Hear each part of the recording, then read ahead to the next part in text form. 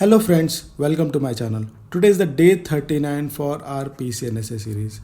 So I've already covered about how a VPN gets established, how it builds a tunnel, what are the negotiations that take place, everything. So if you have not watched, I'll recommend you to go and watch that. I will link that video into I button. Okay. In this video, we are going to understand the traffic flow of VPN in real world. I'll be going through a diagram like once the traffic initiates from the host machine and how it goes through a VPN tunnel. Everything I'll be explaining you guys. Okay. And also how a NAT-T works and their traffic flow as well. And also we are going to understand what is the difference between IKE and IKE version 2 because there is a change in the version in IKE. Okay, so we are going to see that as well. I will highly recommend you to watch this video till the end because this will give you an idea about how the encryption or how a VPN tunnel works and how the traffic flow happens. This will be helpful for your interview and for troubleshooting purpose as well. And also I'll request you to please subscribe my channel and hit the bell icon so that you never miss any video from me. So without any further delay, let's get started.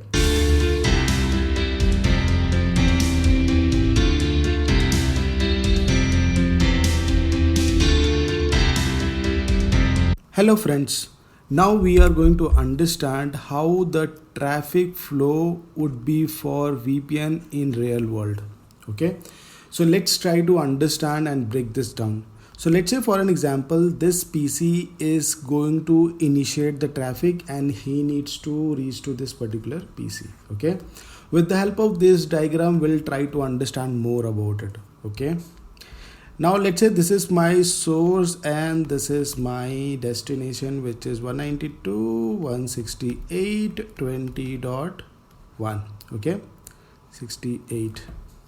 Now what exactly happens over here is my source is this and I want to reach to destination. Now as it goes through an internet, right? This is private IP address and this is also private IP address. So without the VPN, this cannot go. Now how that particular exchange happen, let's try to understand. Now the first traffic will hit the Palo Alto firewall, and Palo Alto firewall will try to configure a condition. If the source is this subnet or destination is this subnet, then we will create a VPN tunnel, and through that particular tunnel we are going to send the traffic. Okay, so the traffic reaches to Palo Alto firewall. Now while the traffic sends from this particular PC, there will be informations which will be there, like from layer 7, layer 6, layer 5, layer 4, layer 3, layer 2, all this information, and it gets encapsulated and it sends to Palo Alto firewall. Now Palo Alto firewall will take that particular traffic from PC. So it has layer 7, or if I talk about TCP IP model like the whole, as a whole, so 6, 5, 4, 3, 2, all this information. No, not 2 basically, not required, till layer 3 because it is IP. So these things will be encrypted basically with the help of what they have negotiated. Like what is the encryption, what is the hashing, what is that, and they have generated the key as well. Now with the help of that particular key, they will encrypt everything what they have received from this particular PC, and they will put a new IP header which is public IP header.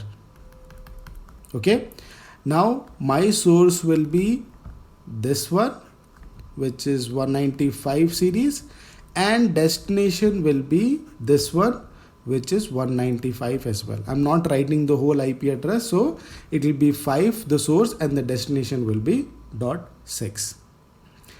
And after that there will be a layer 2 and then the bits will be there, layer 4 physical layer, all those. Now when the traffic reaches on internet, they will not be able to see what is here at the payload. They will able to see the IP address, and according to the IP address, the internet routers will be forwarding the traffic, and like this it reaches to this particular Palo Alto firewall. And once it reaches to Palo Alto firewall, it basically decrypts the traffic and sends the traffic to this destination or this particular PC. Now while coming from here as well, same thing happens. So from the PC, whatever the traffic comes, it gets encrypted and it adds a new public IP header. Otherwise, how he will travel to internet? So again, it will gets a reply from this particular Palo Alto, and then he decrypts it and sends that traffic to this particular PC. Okay, same way as you can see in this particular image, that the traffic will be going encrypted from here to here.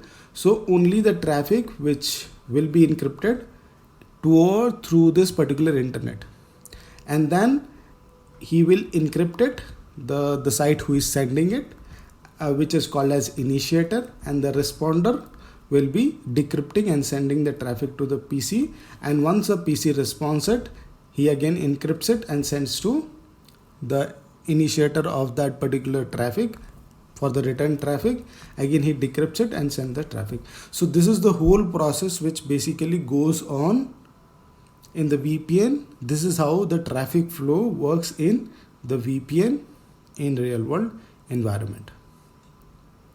Okay, now let's understand how a NAT-T works in this particular scenario. So friends, now we'll understand what is NAT-T and how exactly it works.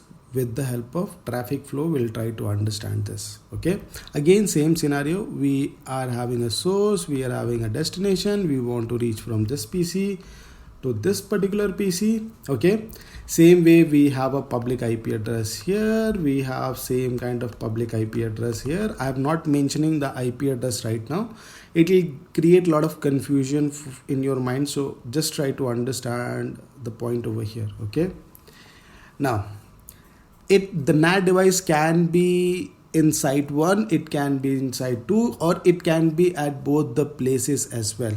The treatment will be, or the NAT-T will be works as same as it works in one NAT location at this device. Okay, now exactly what happens is the source or this particular traffic goes from BC to Palo Alto firewall. Palo Alto firewall will decide to what it does, it decides to encrypt the traffic. Now as I said, the PC traffic will be basically encrypted, and it puts a new IP header, which is IP of public IP address. Okay, I'm just mentioning the public IP address. Now as this IP address has to be NAT in the NAT device. Now as I understand, there are multiple types of NAT. So I'll just take an example of PAT. So it basically uses a layer 4, which is a port based translation. Now at this particular level, the layer 3 will be there, the layer 2 will be there, and the physical layer will be there, like the layer 1. But we don't have any layer 4 as of now. So like the ipsec negotiation is little intelligent in this particular space. He'll try to find out whether the NAT exists or not. I have covered the NAT part in my previous explanation. If you go and check where the NAT discovery happens, where the NAT version deduction happens. Okay, during that particular time, once they get to know that there is a NAT device, it basically increases a new header, and the negotiation is not that intelligent. It can understand it is a static NAT or PAT or dynamic NAT. It doesn't understand. So mostly if there is a NAT device, what it does is it basically adds a new header, which is layer 4 header on UDP 4500 source and destination. Then layer 3, which is public IP address, and then layer 2, and then layer 1. Okay, because they cannot use this because this is encrypted and we cannot use layer 4 of PC IP address, and this is basically encrypted. We cannot do anything. That is the reason NAT to support the NAT functionality, it adds a new header of layer 4. Because if there is no NAT device on internet, only routers will be there. There's no layer 4 device on internet. So we don't need any layer 4 to be added in this particular communication, right? So for that reason, the NAT is, if a NAT is not there, the layer 4 header will not be there. But if NAT is there, that's where the NAT-T comes into the picture, like the how it should travel through the NAT device. It's add a layer 4 automatically. Okay, you don't need to do anything. The discovery will happen automatically, the version deduction will happen automatically, the adding of the header will happen automatically. You don't need to worry about, you just need to tick mark, that's all you need to do. Okay, and after that it will be 4500. Now if you remember the main mode, okay, the communication that you see, it will be 6 messages, right? 1 2 3 4. All these messages will be on UDP 4500, right? But 5th and 6th message will be no, it is sorry, it is UDP 500. But once the NAT deduction happen,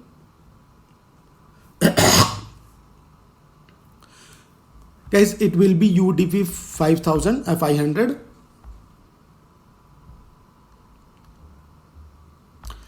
Guys, it will be UDP 500. Okay, now after the NAT deduction, it will get changed from this to 4500 UDP, and that is for 5th and 6th message. This is where the detection happens, the NAT-T, and this is where the NAT version deduction will happen over here, and this is NAT discovery. And after that, once they discover there is a NAT, they will change to UDP 4500, and a further communication will be happening on UDP 4500. So this is how the NAT-T works if we have a NAT device in between two peers. Okay, this is how it works. Now we are going to understand what is the difference between IKE and IKE2. So now we are going to understand further how IKE version 1 is different from IKE version 2. Let's try to explore further. So friends, let's understand the difference between IKE version 1 and IKE version 2. With the help of this image, we'll try to understand more about it. Okay. Now let me tell you, before we understand the difference, IKE version 2 has no difference in negotiation. Okay. It is basically built because of improving the speed as well as the security things related to what was there in IKE version 1, whatever the security flows. You will not be able to find out until and unless you dive and try to understand what was the security flows and all. It was improved in IKE version 2. Okay. Now, if you see in the main mode, the messages were in IKE version 1, it was 6 messages.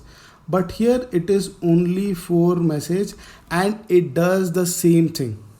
Like, so the message or the negotiation, what used to happen in 1, 2, 3, 4 message, it actually happens in 2 message only. So your negotiation and your DH key, everything will be sent in first message. In the second message, the public key gets received, like the DH public key. So basically what I'm trying to say over here is the algorithm negotiation and the DH public key will be happening in first message itself, and response which also be accepted algorithms and DH public key as well. So it will happen in first two message itself, and third and fourth message will be encrypted with the key what they actually derive from DH. Okay, with the help of that they'll encrypt the key, and the third and fourth message will be encrypted. Okay, now as we were having the 6 message and the 3 message, total 9 message, right? But here we will have only 6 message till we complete the phase 2. Okay, now as you guys know, phase 1 is for to encrypt the phase 2, and phase 2 is only to encrypt the data. It is dedicated for it. Okay, this is to exchange the message, and this is to secure the data. The concept remains the same, only the exchange things will be, and the configuration will be little here and there, changes will be there, but apart from that everything remains the same. If you are learning IKE version 1, there is no problem learning IKE version 2. There are few changes in the configuration, and there are few changes in the negotiation part as well. That's all. Okay, so don't worry about that. We are going to cover IKE version 1 and IKE version 2 in upcoming videos. So this is what I wanted to cover in this video. Thank you so much for watching till the end, and I also request you to please subscribe my channel and hit the bell icon, because there are so many things are coming in this particular channel. This is highly recommended to subscribe it. Thank you guys, and I'll see you in the next.